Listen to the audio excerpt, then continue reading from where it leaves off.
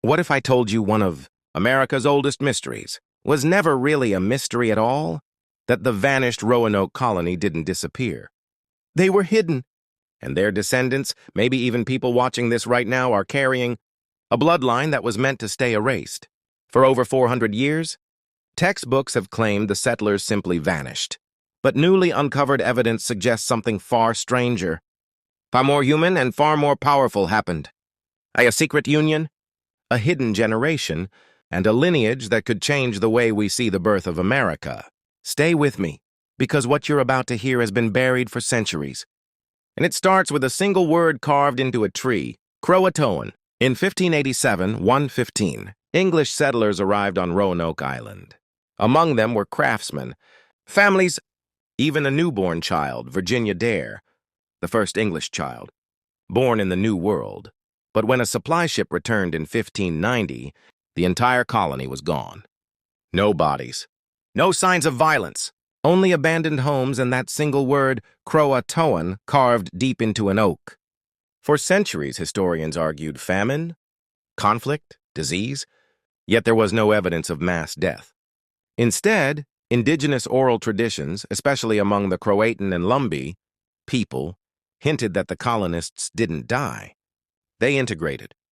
They survived, but not as the English had planned. And this is where the story gets dangerous, because the evidence suggests the English crown knew what happened and tried to erase it. Letters uncovered in a private Virginia. Archive tell of half-English children of the coast, born of Roanoke survivors and local tribes. One letter mentions Eleanor Dare, Virginia, Dare's mother, forming a bond with the Croatan chieftain's son. Their child, if true, would be the first English indigenous heir in American history.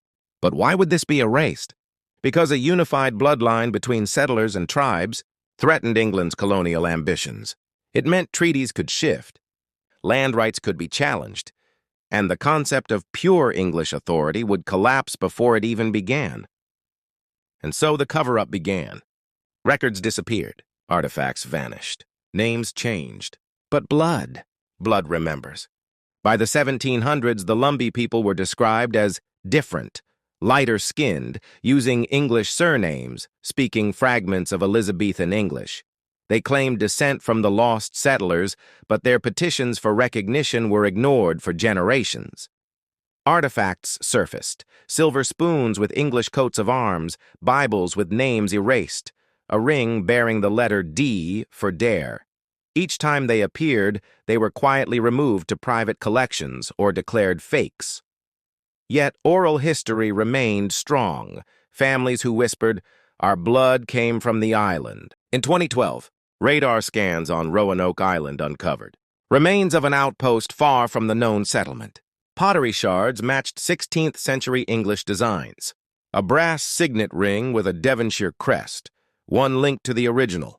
Colonists was found beneath the soil.